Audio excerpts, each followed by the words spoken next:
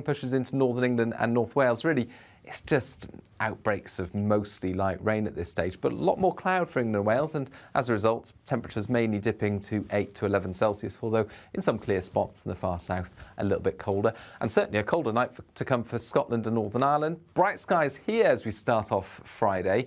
Some cloud will build through the day, but it's going to be mostly dry. A different story for much of England and Wales. We've got rain sinking south, then as temperatures rise up to 19, 20 Celsius by the afternoon, some heavy showers will emerge, especially through the Midlands into central southern England, the southwest and South Wales. These will be quite sharp where they do occur, and could even be some thunderstorms about. They'll be slow moving, and so in a few spots the risk of some impacts, but actually for many they fade away then into the evening, and by the early hours of Saturday we're left with clear spells across England and Wales and temperatures into the mid or high single figures. But for Scotland and Northern Ireland, a milder night to come because of the additional cloud that comes in from the Atlantic once again, and this is a weak weather front once more, so we're going to see outbreaks of mostly light rain across Scotland and Northern Ireland. Things do brighten up into the afternoon for Scotland and Northern Ireland. Some bright spells start to come through, but for England and Wales, really, that's where the finest conditions will be through the weekend. Plenty of warm, sunny spells.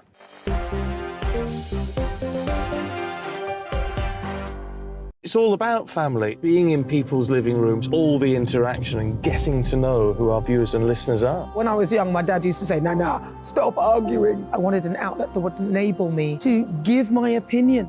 People are going through a really hard time right now, and I know that you don't feel like you're being listened to by the establishment. I came to GB News because it's the People's Channel, and I want the audience to have their say on the events of the day. We're dynamic. We do something different. Democracy shows that the wisdom of the nation is in its people. I get to travel to find out what the story is from a personal perspective. The British people aren't fools. We know when we're not being told the full story. We've got to work out how Britain moves forward from this. It's the best country in the world. The establishment had their chance. Now we're here to represent your views. Britain's watching. Britain's watching. Britain's watching. We're proud to be GB News. The People's Channel. Britain's news channel. So Jubes and Co, we tackle the issues of the day with real robust debate, both sides of the fence, battling it out with me in the middle with my forthright opinions and views. And often really interesting things happen because you start with a position and then by the end of the debate you find actually, well, I might not have thought about that one. What we need in this country is 2 new political parties. You should maybe think about doing a 2024 calendar. I'm Michelle Dewberry and I'm keeping you company right through until 7 o'clock this evening. GB News, the People's Channel, Britain's watching. Join us every night on GB News at 11 p.m. for Headliners, which is 3 top comedians going through the next day's news stories, which is exactly what you need, because when the establishment has gone crazy, you need some craziness to make sense of it. So join us 11 p.m. every night on GB News, the People's Channel, Britain's news channel. Join me, Camilla Tominey, on Sunday mornings from 9:30, taking the politicians to task and breaking out of SW1 to see how their decisions are affecting you across the UK. Bursting the Westminster bubble every Sunday morning, only on GB News, the People's Channel. Britain's watching. I'm Andrew Doyle. Join me at 7 o'clock every Sunday night for Free Speech Nation, the show where I tackle the week's biggest stories in politics and current affairs with the help of my 2 comedian panellists and a variety of special guests. Free Speech Nation, Sunday nights from 7 on GB News, the People's Channel, Britain's news channel. I'm Mark White. As GB News Home and Security Editor, I cover those key issues that are so important to you. Our authorities, our communities doing all they can to combat violent crime. With the public services under unbearable strain, why are we still failing to control our borders? Defence, the first priority of any government, has been continually hollowed out. Can we trust our politicians to protect the armed forces? Join me, Mark White, on GB News.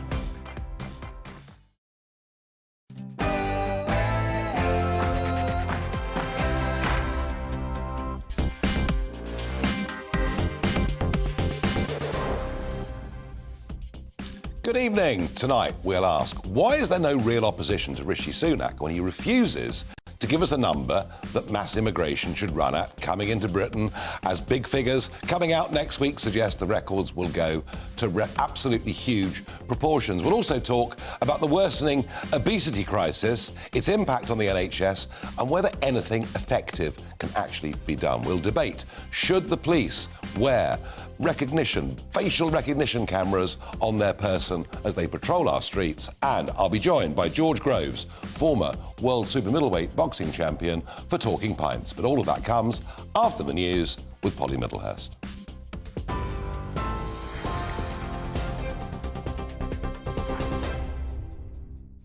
Nigel, thank you. The news at 7 o'clock. Rishi Sunak and his Japanese counterpart have discussed further potential cooperation on military training and exercising. The two countries signed a new agreement to build closer defence, security and cyber ties. The Prime Minister's in Hiroshima, where he attended a ceremonial dinner ahead of the G7 summit. Rishi Sunak saying the new deal will further strengthen and deepen the partnership between the two countries. And earlier, he announced Japanese businesses have promised to invest almost £18 billion in the UK. The Prime Minister describing that as a massive vote of confidence in the British economy.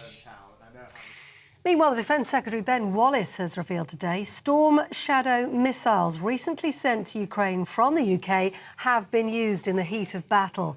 Ben Wallace and his Norwegian counterpart signed an agreement to increase ability to detect submarines, mine threats and security in the North Atlantic. The accord comes a year after the attack on the Nord Stream gas pipeline. Ben Wallace said he had no doubt Russia had the intent and ability to target underwater energy and communication lines.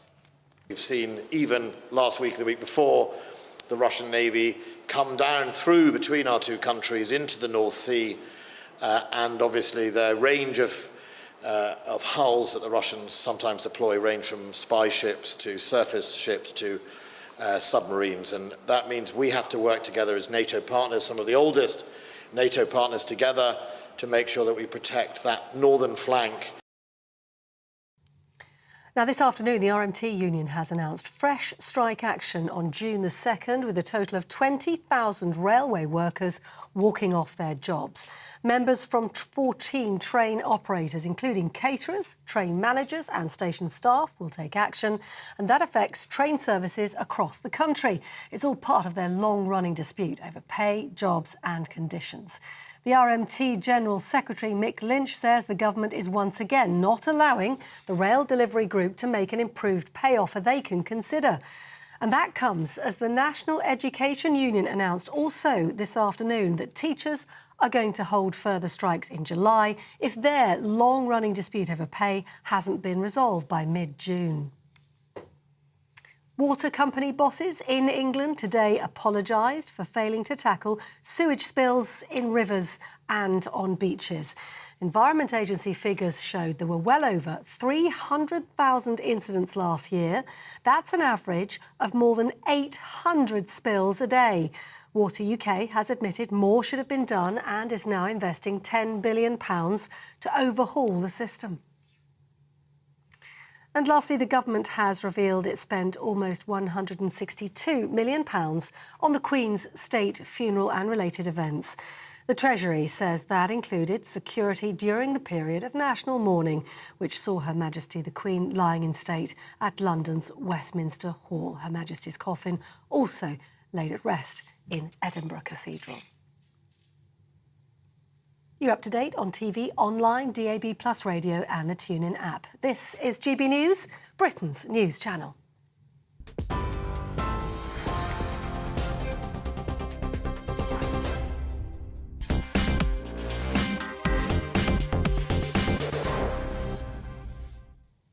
Good evening. So Rishi Sunak, our Prime Minister, is in Hiroshima in Japan. He's there for the weekend for the big G7 summit. It's the first G7 summit he will have attended as Prime Minister of our country. Now, whilst he's there are some very important things to do, and already he's made a start. We are talking now about closer military cooperation with Japan, and that makes absolute perfect sense given the growing, ever more worrying threat posed by an increasingly militaristic China. So that's all good.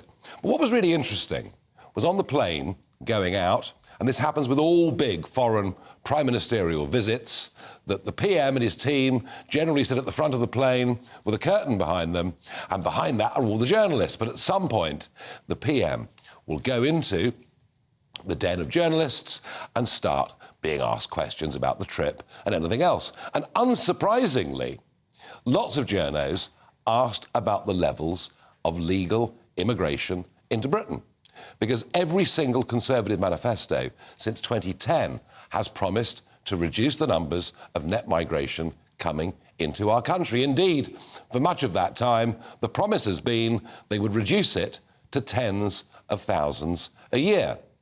Well, by the time 2019 came along, it was running at about 250,000 every single year. But once again, the Conservative manifesto said we will reduce the number of people coming into the country and will have less reliance on low-skilled immigration. And what did they do?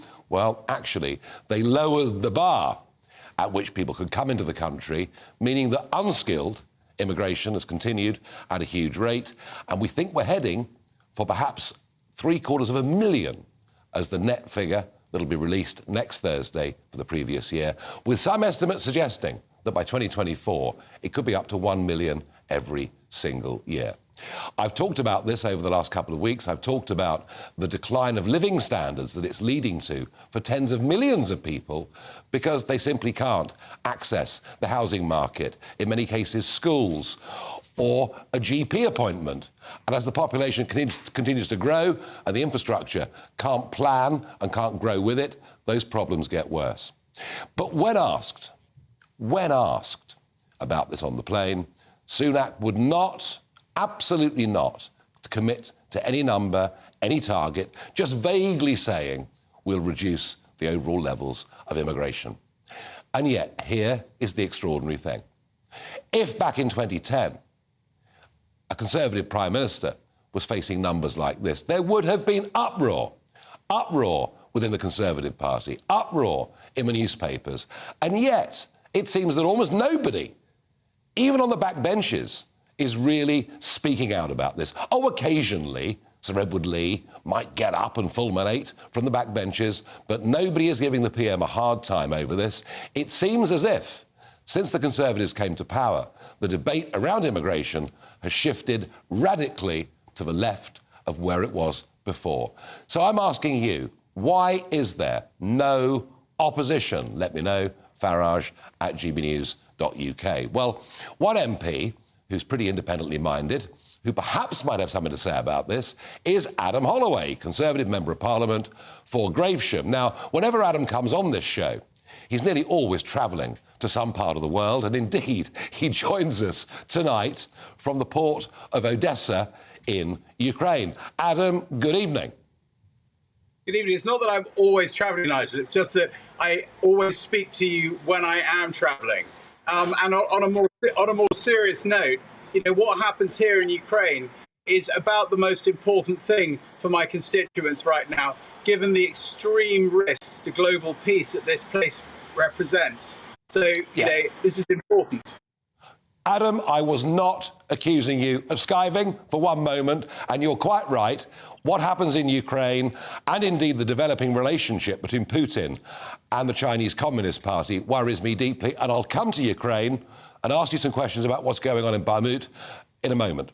But first, these levels of legal net migration, Adam, they're completely and hopelessly out of control. Why are you guys on the back benches not raising your voices? I'd go further.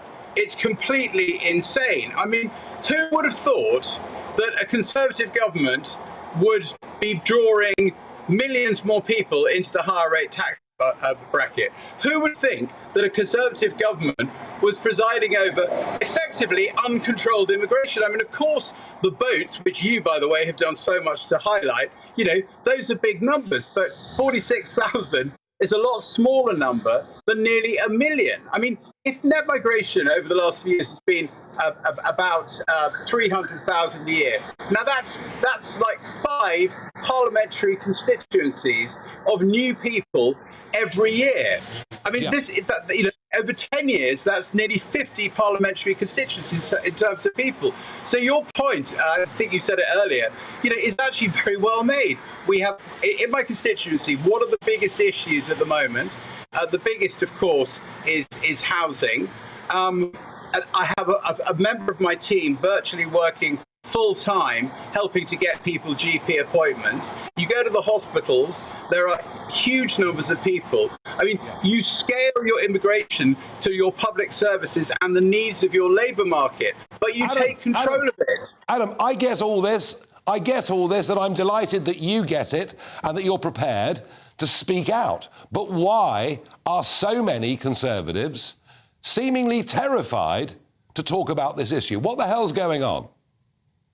Do you know, I really don't know. And when I spoke to your producer earlier, because I'm obviously slightly disengaged being here and having travelled here, but it is extraordinary. Having said that, I know that at least a group of us are asking to see the Home Secretary next week because, it's not just about the Tory party's electoral prospects that are shattered by this, but it's actually about, the shape and the feel of our country going forward. It's about public services, and every single MP, not just Conservative, should be looking at this and should. I mean, what's the point of being in office if you don't do the right thing when you actually have the power? It's quite bizarre to me. Quite. And as for taking back control, as for regaining, real control, genuine control over our borders, frankly, it's turned into a farce. Now, Adam, if we read our British newspapers and listen to reports, we're told that the Ukrainian army is making advances around Bakhmut in particular. We're told the Russians are taking very heavy casualties. We're told a major spring offensive is about to be underway. Do you see any prospect of this deadlock being broken? Okay, let me put it like this. So I've literally, in the last half an hour, I've come from a hospital about 25 minutes walk that way, the military hospital, and I was talking to a loyal subject of Her Majesty, who's one of the British foreign fighters, and he's in there wounded. He was hit by shrapnel from a bomblet dropped from a drone. Very nasty injury in his torso, lots of bits of metal in there. And he was saying it's just unbelievable, the weight, the limitless weight of Russian artillery. For every 50 shells that the Russians put down, they do 5. So that they'll be in a building, they'll attack the Russians.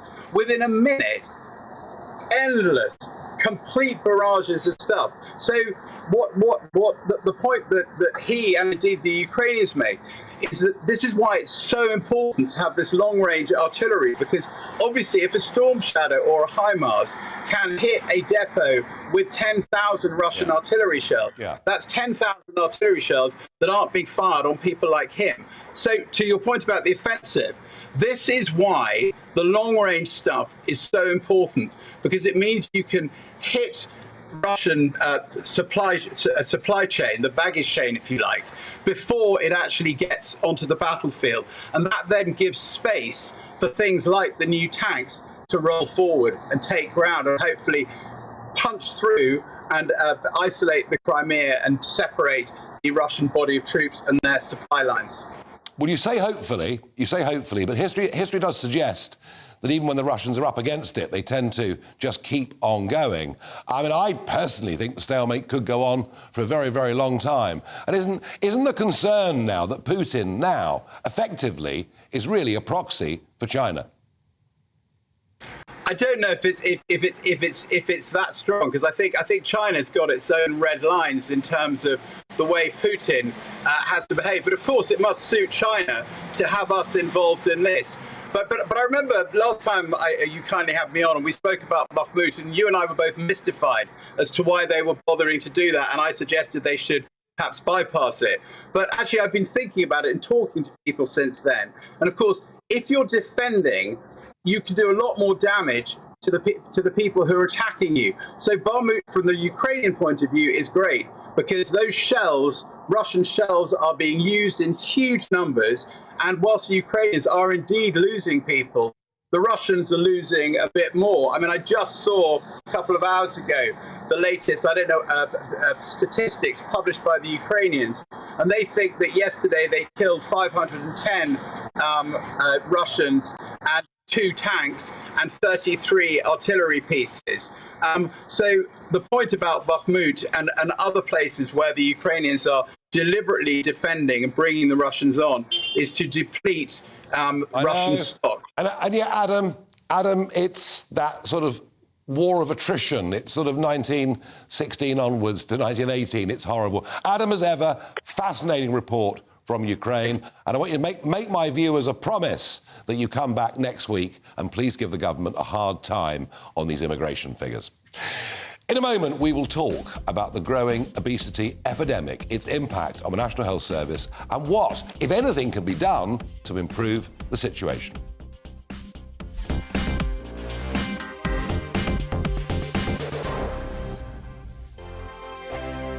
It's all about family, being in people's living rooms, all the interaction and getting to know who our viewers and listeners are. When I was young, my dad used to say, "Nana, stop arguing." I wanted an outlet that would enable me to give my opinion. People are going through a really hard time right now, and I know that you don't feel like you're being listened to by the establishment. I came to GB News because it's the People's Channel, and I want the audience to have their say on the events of the day. We're dynamic. We do something different. Democracy shows that the wisdom of the nation is in its people. I get to travel to find out what the story is from a personal perspective. The British people aren't fools. We know when we're not being told the full story. We've got to work out how Britain moves forward from this. It's the best country in the world. The establishment had their chance. Now we're here to represent your views. Britain's watching. Britain's watching. Britain's watching. We're proud to be GB News. The People's Channel. Britain's news channel. So Jubes and Co, we tackle the issues of the day with real robust debate, both sides of the fence, battling it out with me in the middle with my forthright opinions and views. And often really interesting things happen because you start with a position and then by the end of the debate you find actually, well, I might not have thought about that one. What we need in this country is 2 new political parties. You should maybe think about doing a 2024 calendar. I'm Michelle Dewberry and I'm keeping you company right through until 7 o'clock this evening. GB News, the People's Channel, Britain's watching. Join us every night on GB News at 11 p.m. for Headliners, which is 3 top comedians going through the next day's news stories, which is exactly what you need because when the establishment has gone crazy, you need some craziness to make sense of it. So join us 11 p.m. every night on GB News, the People's Channel, Britain's news channel. Join me, Camilla Tominey, on Sunday mornings from 9:30, taking the politicians to task and breaking out of SW1 to see how their decisions are affecting you across the UK. Bursting the Westminster bubble every Sunday morning, only on GB News, the People's Channel. Britain's watching. I'm Andrew Doyle. Join me at 7 o'clock every Sunday night for Free Speech Nation, the show where I tackle the week's biggest stories in politics and current affairs with the help of my 2 comedian panellists and a variety of special guests. Free Speech Nation, Sunday nights from 7 on GB News, the People's Channel, Britain's news channel. I'm Mark White. As GB News Home and Security Editor, I cover those key issues that are so important to you. Our authorities, our communities doing all they can to combat violent crime. With the public services under unbearable strain, why are we still failing to control our borders? Defence, the first priority of any government, has been continually hollowed out. Can we trust our politicians to protect the armed forces? Join me, Mark White, on GB News.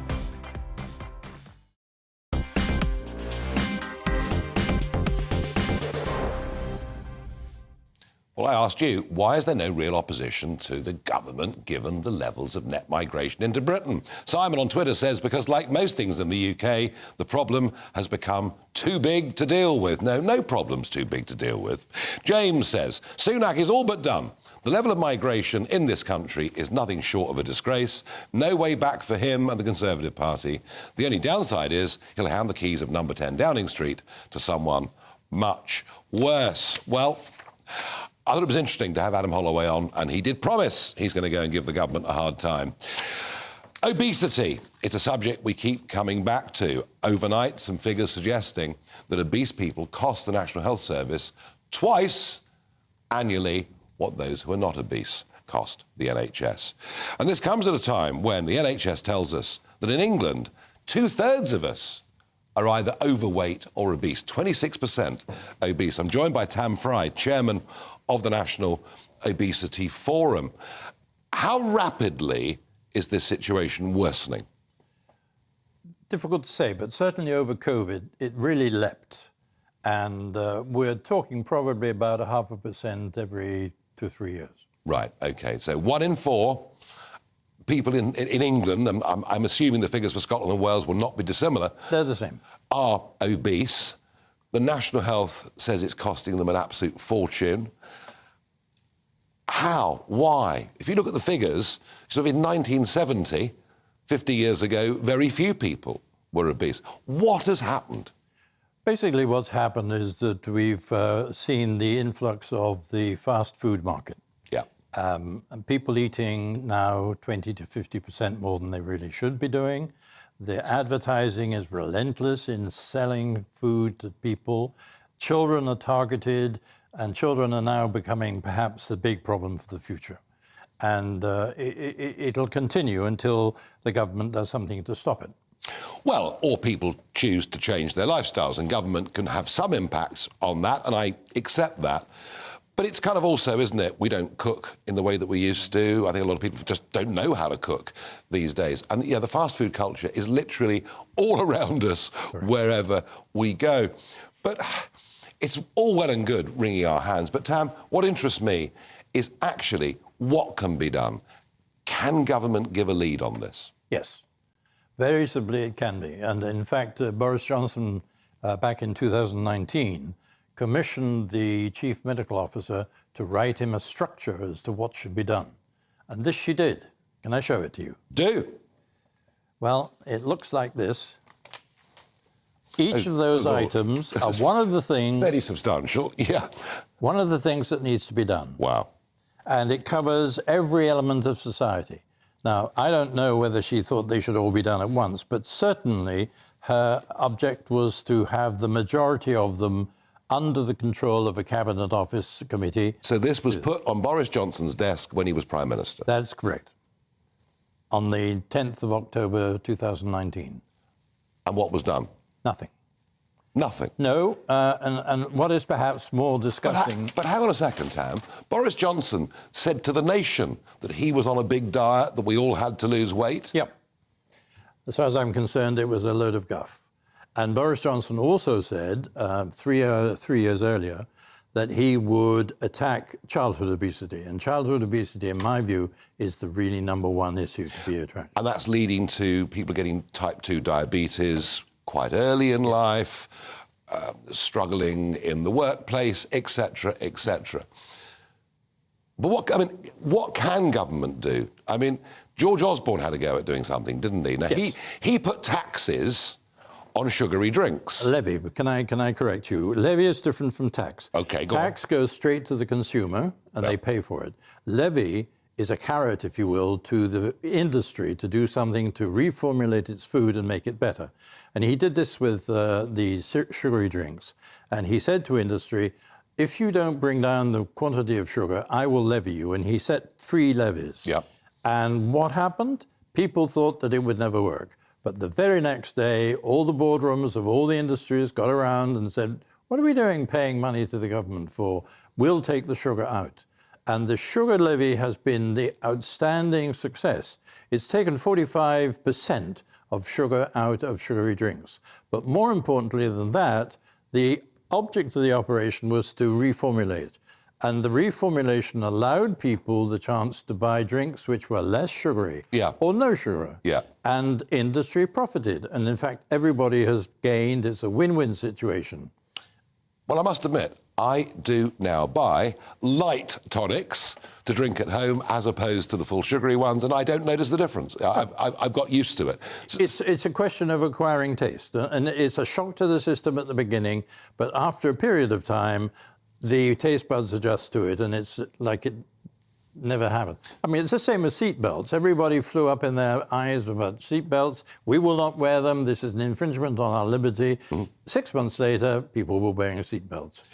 So Osborne did a very positive thing. But let's get back to that, childhood, youth, obesity. We took this show on the road the other week to Crawley in West Sussex. There were a couple of schools there that had no playing fields. I mean, I just could not believe it. So does school have a role to play in this as well? Yeah, absolutely. School have an educational role in terms of learning things at the desk, but they also have a real responsibility of making sure that children get the right amount of activity every day. 1 hour a day. Theresa May brought it in about 7 years ago and said schools should have half an hour a day and they should be responsible for making sure the other half hour was also done in out-of-school clubs. Hasn't happened. Just hasn't happened. When we look at America, and this country follows America very often in social trends, the obesity problem is, just ridiculous. Are you optimistic that we can improve the situation or not? I'm not at all optimistic, but I am optimistic that somebody at some stage in Whitehall will say, we are losing £58 billion every year because of the obesity and the comorbidities, the other conditions which it engenders. This has got to stop, because £58 billion from the Exchequer every year is a vast sum of money. And at that point, somebody, and hopefully it'll be the Chancellor, because remember in the old days, Jeremy Hunt was the health minister. Yeah. He promised that he would halve childhood obesity by 2030. Hasn't got a hope in hell of doing it, but he knows what the problem is, and he's got to have to sort it out. Otherwise, we will be disastrously poor. I fear you're right. Tam, thank you very much indeed for joining us here on GB News. Yeah, it is difficult to be optimistic about this, but let's hope and pray something gives. In a moment, we will discuss new technology for police officers. Should they wear technology that would recognise the faces of people as they walk down the street? Would that make us a safer place to live in?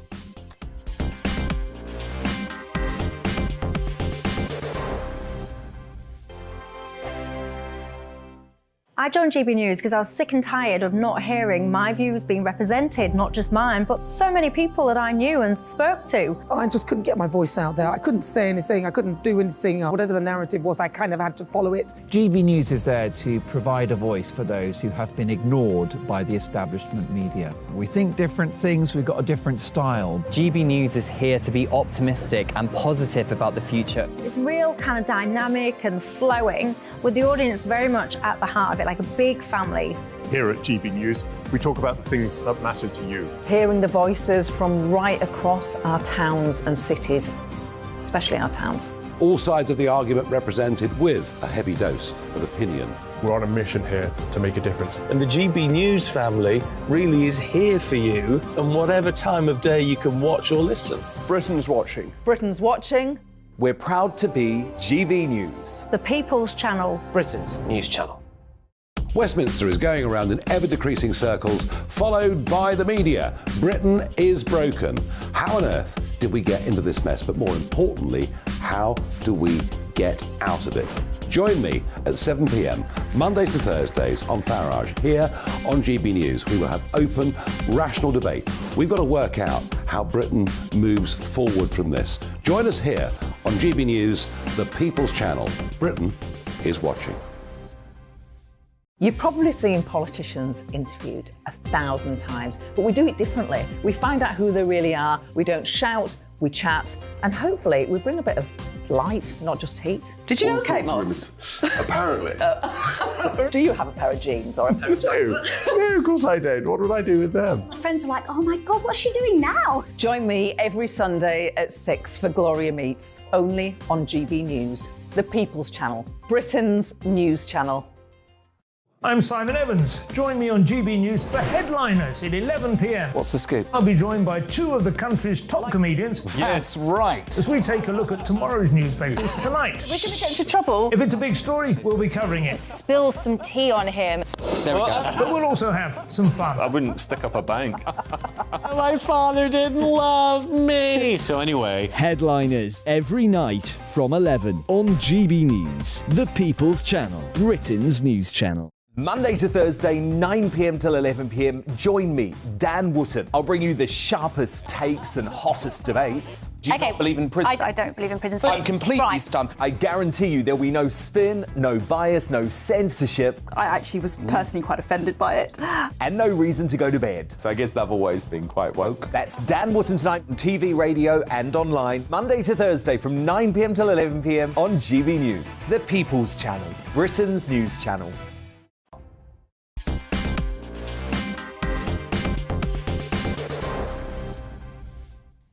So proposals that police officers should be able to wear technology that will allow them to use facial recognition. And that could, of course, be used more widely on the top of police cars and police vans. Will this make our streets safer, or could it potentially be a huge intrusion into our lives? Could it turn us into China? Well, joining me is Mike Neville, former head of the Metropolitan Police Central Forensic Image Team, and now runs Neville Forensic Recognition Limited. I can't think of anyone better, really, to get on this subject. So, Mike, just quickly, I see we become the most surveilled country in the world already, and yet violent crime hasn't improved at all. Why would the use of this technology make our lives better? I don't think it will, Nigel. I mean, to give you an idea of CCTV in this country, people have invested in CCTV and Ring doorbells for their houses. We've got CCTV cameras everywhere. I estimate that for every 1,000 criminals who are actually captured on an image, so a burglar in your house or a robber on the street, only 2 of those are identified. It's absolutely scandalous how the police fail to use CCTV. So the public have sort of sacrificed their liberty by being filmed everywhere. But when they get robbed or raped or the property stolen or damaged, then, of course, it doesn't catch them. But, of course, if you park your car in the wrong place, then it will always catch you. So whilst the police are driving ahead with this technology, they've not got the backroom functions to make sure that it actually does anything useful. That's the real problem here. Yeah, and is it not possible with facial recognition that at some point in time, you know, it'll be used to identify what the state defines as political extremists? I mean, you know, is there a danger this turns us into China? Right, so firstly, Nigel, I've been to China, and what they claim they can do and what they can do is utter nonsense. So that's a good thing in my view. All right. And I'm with you. There is a civil liberties argument here that when you walk down the street, you know, you shouldn't be just being filmed and scanned. What the police could do better, in my view, is that they've got tens of thousands of images of people actually committing crime, caught on camera. And these people should be the ones who are being scanned against the database. I mean, it's absolutely atrocious. I'm working with Bradford University at the moment on developing software. And the police most of the police, there's a few police officers interested, but most simply don't. The problem is with all this is that the Home Office, they measure the usage and DNA. They don't measure how many criminals are caught with images. And until they do that, the police will continue to bungle on by, and people will lose liberty but not be more safer. Mike Neville, thank you for putting that so succinctly and powerfully too. Thank you. Yeah, can't see the point of it, given what Mike just said. Last week, I mentioned the fact the Russia hoax was finally over. Aaron Banks had won his case against the former Guardian journalist Carol Cadwalladr, who'd written appalling things about him and indeed me too. Well, today, the judge awarded Mr. Banks £1 million in costs to be paid by Carol Cadwalladr. Let's hope we never hear the Russia hoax ever again. And Aaron, who's a good friend of mine, please have a good celebration this evening. Now, we've said it to you again and again, the Trick Awards, tric.org.uk, or on the screen, you can scan there right now. It was extended for a week. I'm up for potentially being News Presenter of the Year. If you vote for me and I win, it will cause shockwaves in the broadcasting establishment. They would hate every minute of it. I would love it. It would be enormous fun. Please, it closes at 5 o'clock tomorrow. I know some of you have had trouble getting through because the website keeps crashing, but it's open now, it's working. So please, please, vote for me. In a moment, we're going to have Talking Pints with George Groves, boxer and former world champion. Should be fun.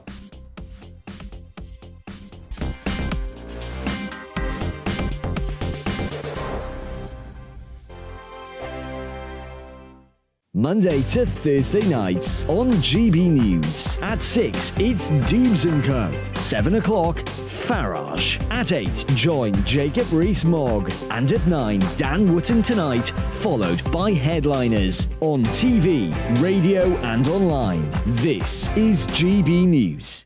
First and foremost, I'm a GB News fan, and I was before I was working here. Just love the fact that we're asking the questions that a lot of establishment media won't ask. With a bit of a twist, we not only want to inform you, but we want to keep you entertained. It's worth the drive because you get in and the team's all ready and waiting, they're itching to go, and it's a proper little family. GB News is the People's Channel. It's the audience that makes the programme sing. We're giving our viewers and our listeners a voice. I see the thousands of your letters, tweets, emails, you name it, coming in. Britain is broken. How on earth did we get into this mess? But more importantly, how do we get out of it? The establishment had their chance. Now we're here to represent you. It's time for something different. It's time for GB News. I'm very patriotic. I believe in Britain. Our best days lie ahead. Britain's watching. Britain's watching. Join us here on GB News. The People's Channel. Britain's news channel.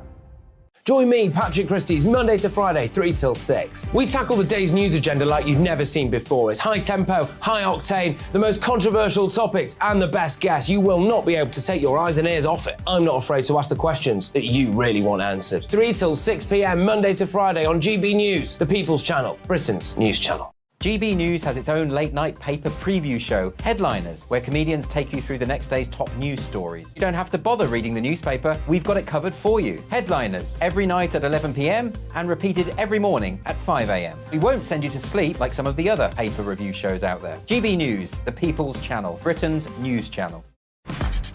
Start the day with GB News. We catch up on all the big stories you didn't hear the night before. And take a look at what the world's talking about this morning. That's right, Monday to Thursdays from 6 o'clock. It's Breakfast with Eamon and Isabel. Straight after breakfast, join us, Bev Turner and Andrew Pearce. We're going to take you through till noon. We'll be tackling the big topics of the day, including the things that the other channels just won't talk about. If it's happening here. Wake up to mornings on GB News, the People's Channel. Britain's news channel. I'm Jacob Rees-Mogg, the Member of Parliament for North East Somerset and a former government minister. For years, I've walked the corridors of power in both Westminster and the City of London. We need to have the arguments, the discussions on how we make it better. Crop failures, famine, war, suffering on a scale completely unimaginable. We are putting the cart before the horse. As Charles I said at the scaffold, he was the true defender of liberty. Yeah, I've completely derailed the conversation. Join me Monday to Thursday at 8 p.m. on GB News, Britain's news channel.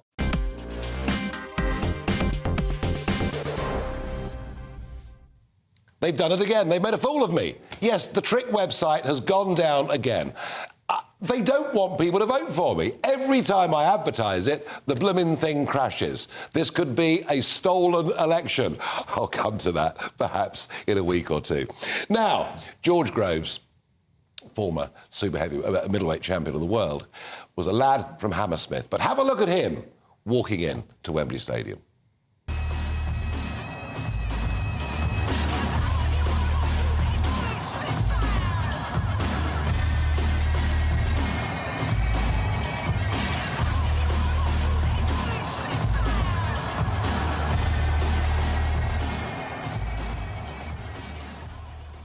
Well, George Groves joins me on Talking Pints. George, welcome. Nigel, thank you for having me on. Or should I call you Saint George? Well, yeah, that was my ring name. Yeah, I know. Not quite so saintly now. A little bit fresher faced as well in that video than I am now as well.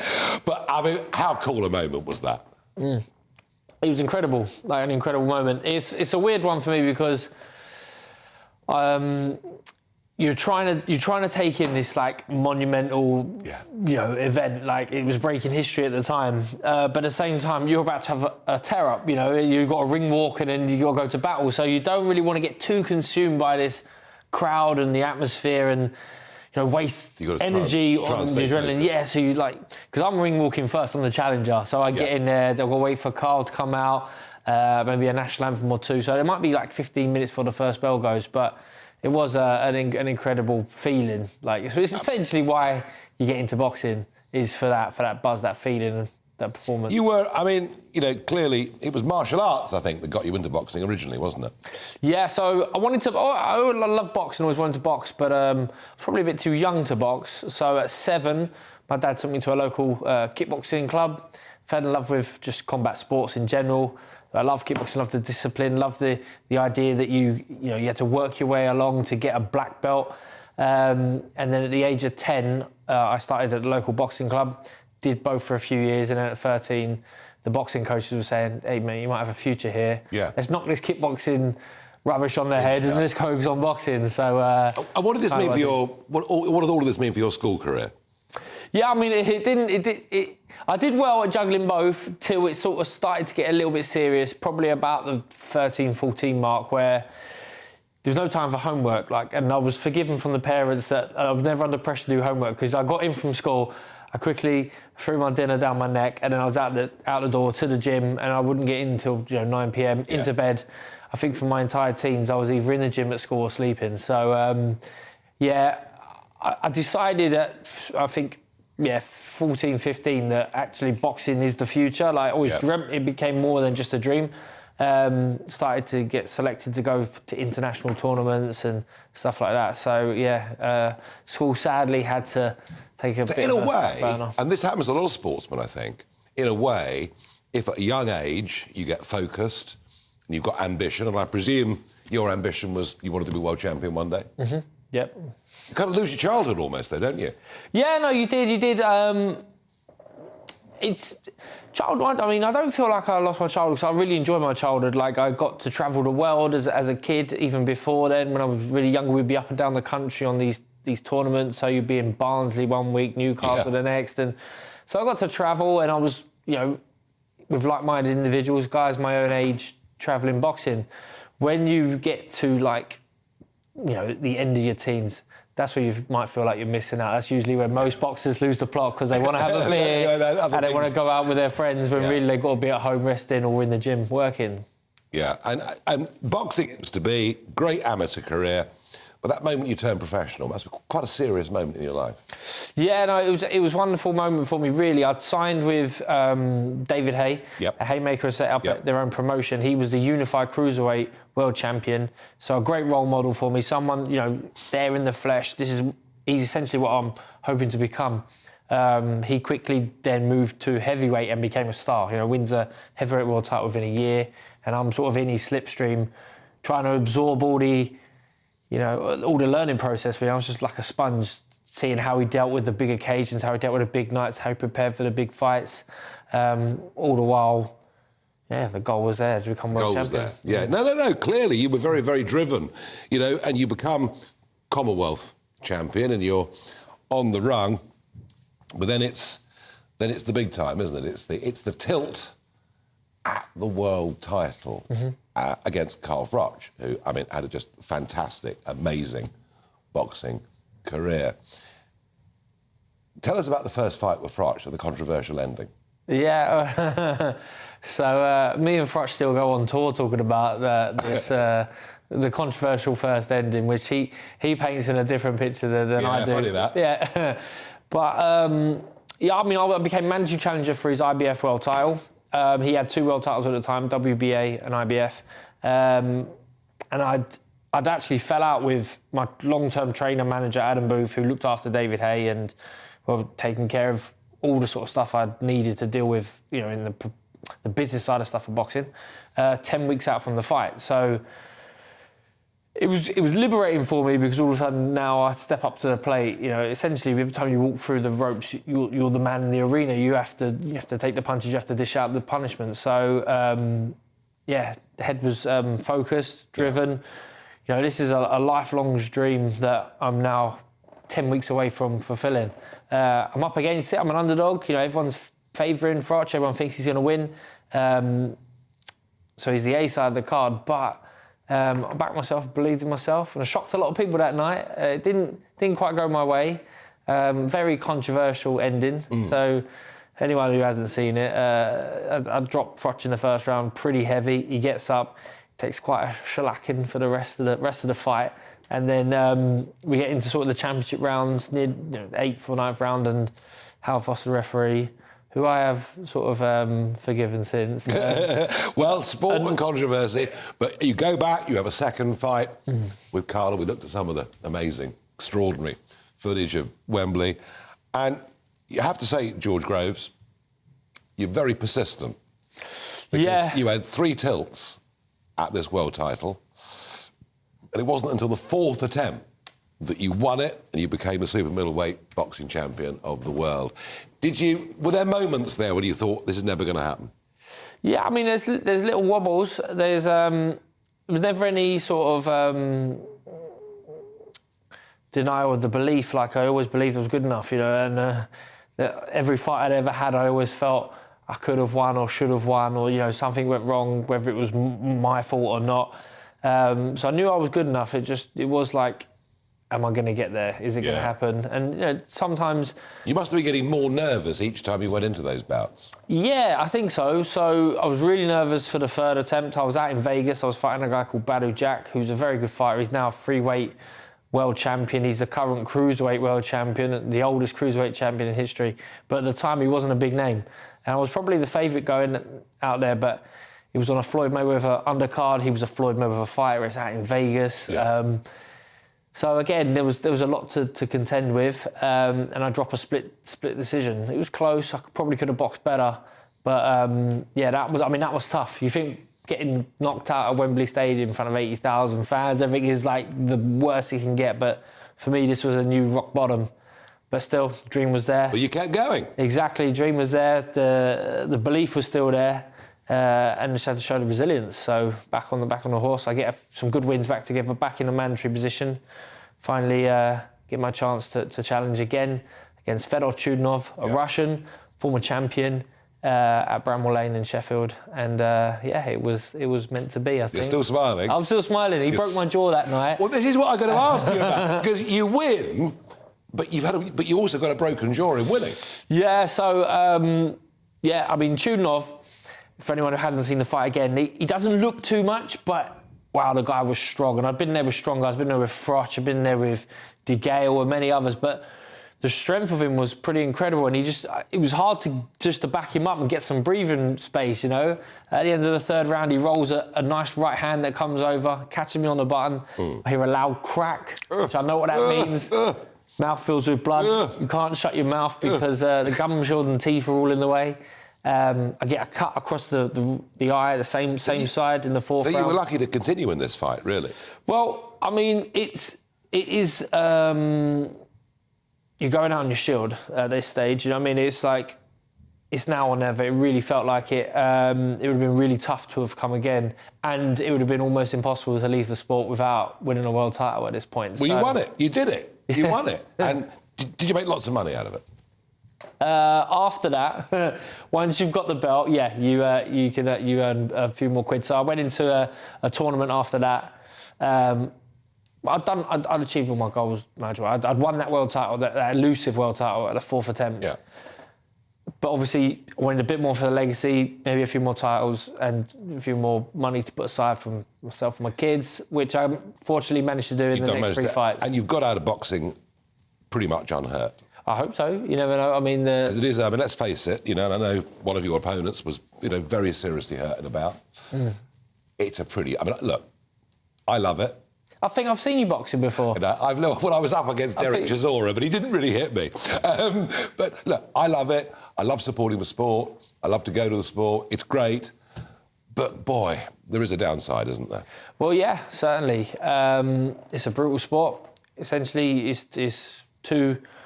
male or female now, unarmed combat, you're trying to render the other guy unconscious. So, but there's something simplistic about that and something beautiful and definitely something that's all-encompassing and it captures the public's imagination. You'll see people from all walks of life in boxing gyms and it's a drug that's pretty addictive. It has its downside, but in terms of what it does for people, in terms of the upside of it, is pretty incredible. It's also for people wanting to get fit.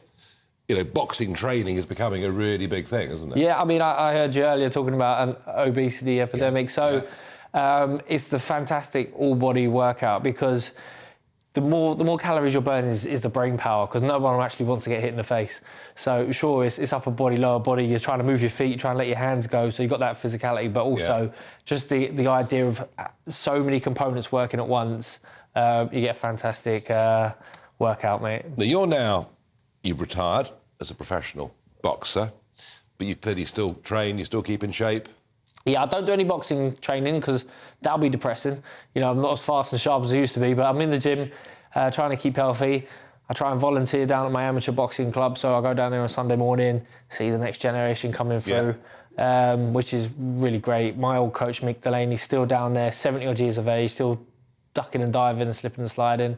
So that's where I get my boxing fix, my boxing. And personal life, George, tell us about Sophie, when you first met Sophie. Yeah, it's not mad news to me, but yeah, me and Sophie are childhood sweethearts. I've known her since we were preschool. So 3 or 4 years old? Yeah.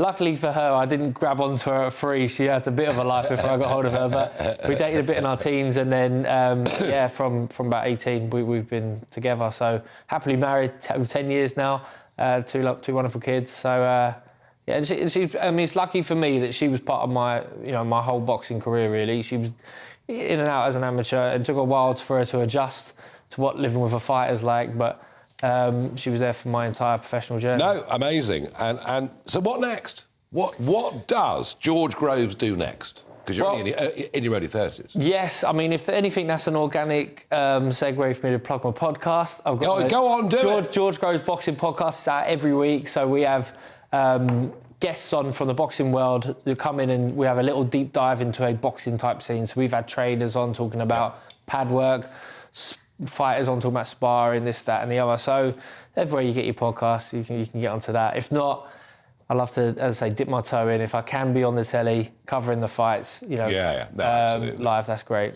Well, let's get you on your toes, because I have got some questions that have come in for you from the audience. Liam asks, what would you do differently if you could go back to the Farage fights? I wouldn't let him hit me with that right hand. I'm throwing a hook, and I'm not really a left hooker. So it's weird. I think the root of a lot of my misery at the time actually stems from the first fight, because it felt like a win, even though it wasn't. And I was walking around thinking I'm a champion without a belt, thinking that the problem came at Wembley. It didn't. It probably came before. But I wouldn't change that first fight. It still gets a lot of people in the heart. And it was a huge event. It was, yeah. At the time. Sue asks, Nigel and George, if you could have... this is to both of us, this one. If you could have changed profession, what else would you like to have done? I certainly wouldn't want to do your job, buddy. I think that's hard. A politician has a terrible job. I think the only thing that can possibly trump the buzz of boxing would be a rock star. But I can't sing or play. George Groves, rock star, I knew it. And Sue, for me, my careers master at school recommended that I be an auctioneer. I think I might have been quite good at that. Actually, yes, I can see that. Wasn't a bad recommendation at all. Let's do one more. We got time. John asks, what is the food... this is good. What is the food you crave most during your fight preparations? It was quite hard to wean myself off sugar. So, it would take literally 3 days of, cold turkey to come off the sugar. Chocolate. So it's for me, chocolate. Anything chocolate, if it's inside or it's in the house, it would be a danger to me. Yeah. So I had to have a bare cupboard while I was in camp. One quick fire, last one. Sarah asks, what advice would you give to up-and-coming boxers?